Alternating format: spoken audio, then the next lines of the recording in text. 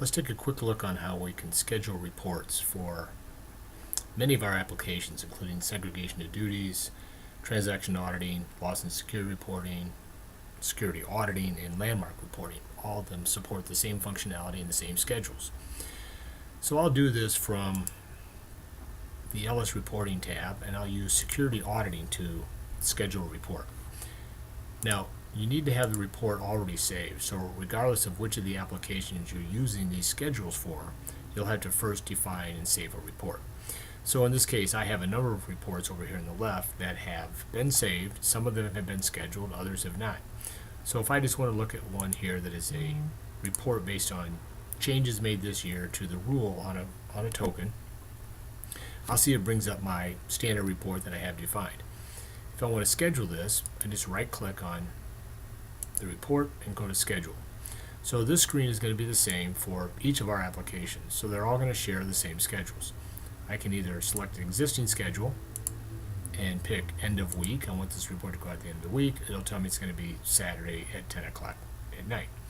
Or I can create a new schedule, and maybe I want to create one called monthly, and I can tell this I want you to go out once a month on the 1st at 1 a.m.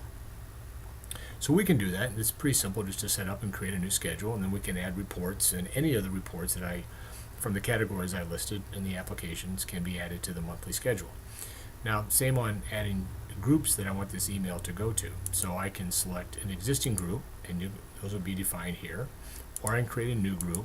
Maybe I call it IT, and I'll put my email address in here for the person I want this report to go to when it gets generated on the 1st of the month. You have a couple options on the format. It's going to be either an older version of Excel, which will support, or anything from 2007 to 2016, or I can send it as a PDF. Now, we also allow you to send blank reports. So if there's no data generated on this report, you still may want to get a report so you know that it did run, but then in fact there were no changes based on the parameters that were set up. In this case, I'm looking at changes because it's a security audit report. So I would say go ahead and send me blank reports, and I'll save. So what I have here is a report that has a gray clock. So that means that schedule has been defined, but it has not been activated.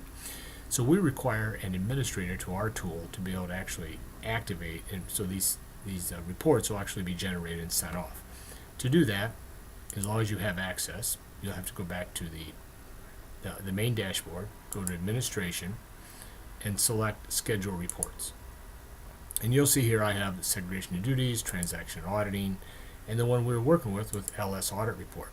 So the LS audit report now for token changes this year was a monthly schedule we just set up, and the action I want to take is I want to enable this schedule. When I do that, the action will become enabled, so that if I want to disable it, I'd select that to disable the report. So if I go back to LS reporting, go to security auditing, select my server,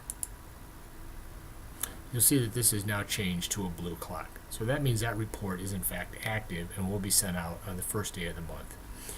So again, you can do this for segregation of duties, LS reporting, landmark reporting, transaction auditing, all those types of reports. But it's very simple to set it up.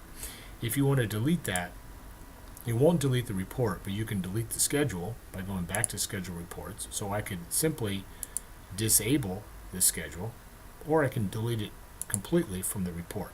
So I'll go ahead and delete the schedule. So now when I come back to LS reporting and I go to security auditing,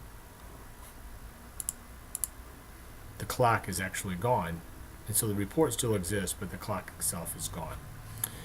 You can modify those groups as well. So if I go back to administration and go to security reports, I did have the option here to edit groups and schedules, and here you'll see my monthly schedule is still there, but there's no reports.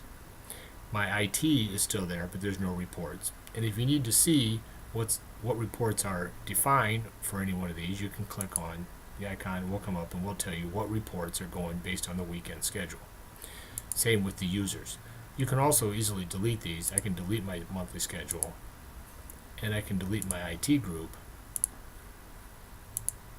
by just selecting the delete icon. That is how we do report scheduling, so that it has to be configured for your email server, but these notifications can be set up as often as every hour, so you can have alerts and notifications going out when certain data changes, especially when you get around to things like security auditing. The other reports generally are not sent out as frequently, but auditing information, it's not uncommon to have those sent out every day.